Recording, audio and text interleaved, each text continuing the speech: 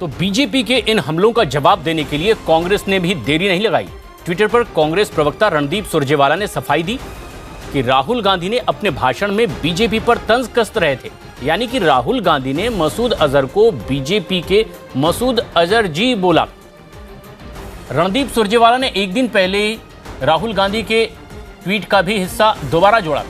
इस ट्वीट में कंधार विमान अपहरण की जो तस्वीर भी डाली गई थी उसमें मौजूद एनएसए अजीत डोभाल दिखाई दे रहे थे, जो मसूद अजहर को कंधार छोड़ने गए थे। कांग्रेस आरोप लगा रही है कि पाकिस्तान पर कड़ी कार्रवाई के लिए अपनी पीठ थपथपाने वाली बीजेपी ने ही जैश के सरगना मसूद अजहर को कंधार विमान अपहरण के वक्त रिहा किया था। हमारे साथ छत्तीसगढ़ के मुख्यमंत्री भूपेश बघेल हैं। बघेल साहब, आप यहाँ गांधी जी की धरती पर आए हैं। लोकसभा चुनाव का बिगुल एक तरह से फूंका जाएगा। इस बीच एक कंट्रोवर्सी हुई, राहुल गांधी ने मसूद अजहर को जी कह दिया। पूरी बीजेपी ने इस पर मोर्चा खोल दिया। मैंने ये वक्तव्य सुना नहीं, कल दिन भर कार्यक्रम में था और यात्रा में रहा, तो मैंने देखा नहीं। मैं इस बारे में कुछ नहीं कह पाऊंगा। एक सवाल ये भी कि क्या संदेश देना चाहते हैं आप लोग जिस धरती पे हैं? यहाँ से 2014 में एक भी सीट आप लोगों को नहीं मिली थी, हालांकि विधानसभा में ठीक प्रदर्शन हुआ था। क्या उम्मीद है लोकसभा चुनाव को लेकर, क्योंकि नैरेटिव जो सेट हुआ है राष्ट्रवाद को लेकर, कहीं ना कहीं लगता है कि आप लोग बैकफुट पर चले गए? देखिए, ये छद्म राष्ट्रवाद की बात करते हैं। ये गांधी की धरती है। आरएसएस या विश्व हिंदू परिषद ने कभी आज़ादी की लड़ाई में भाग नहीं लिया था, लेकिन कभी कांग्रेस ने या गांधी जी ने कभी इनको राष्ट्रद्रोही नहीं कहा था। यदि उस समय इनको राष्ट्रद्रोही कह देते तो आज तक की राष्ट्रद्रोही के जो थप्पा लगता उसको छुड़ाने में पूरी उम्र क्या पूरी सदियां बीत जाती, लेकिन नहीं छुड़ा पाते। आज हमें सर्टिफिकेट दे रहे हैं। ये कब से राष्ट्रवादी हो गए, कब से राष्ट्रभक्त हो गए, कब शहादत उन्होंने दी और देश के लिए किया क्या है?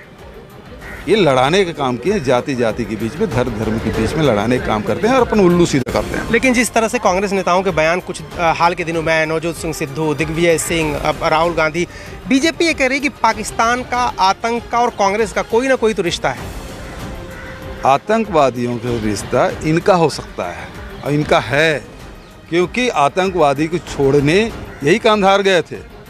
नक्सलवाद से संबंध इनका है, क्योंकि ये जांच करने नहीं दे रहे। छत्तीसगढ़ में हमारे सारे नेता शहीद हुए।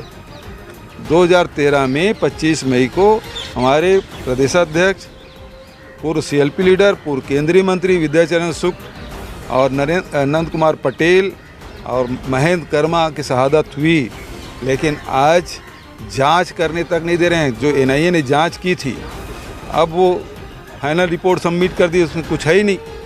हम उसको जांच करने के लिए मांग कर रहे हैं, दे नहीं रहे हैं।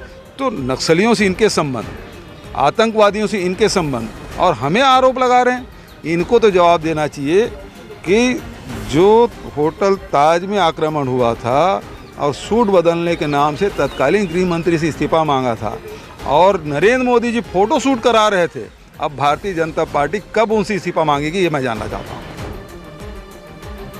हमारे साथ कांग्रेस के नेता प्रियंका चतुर्वेदी हैं। प्रियंका जी, एक मसूद अजहर जी कह दिया राहुल गांधी ने, पूरी बीजेपी ने इसको मुद्दा बना दिया है। देखिए, जब मुद्दाहीन पार्टी मुद्दा ढूंढती है तो ऐसी चीज़ों को लेकर ढूंढती है, भूल जाती है कि इनका मिला जुला जो कार्यकाल रहा है भारतीय जनता पार्टी का, अटल बिहारी वाजपेयी के समय हो, नरेंद्र मोदी जी के समय हो, हमने देखा है कारगिल जैसा युद्ध हुआ, कॉफिन स्कैम हुआ, हमने आगरा समिट देखा, हमने लाहौर बस यात्रा के बाद जो आतंकी हमले हमारे देश में हुए वो भी भुगते। नरेंद्र मोदी जब से आए हैं, सबसे पहले उन्होंने स्वेरिंग इन सेरेमनी में अगर किसी को न्योता दिया, नवाज शरीफ को दिया।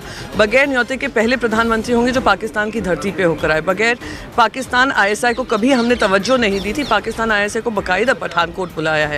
260% आतंकी हमले इस देश में बढ़े हैं जब से नरेंद्र मोदी सत्ता संभाली है।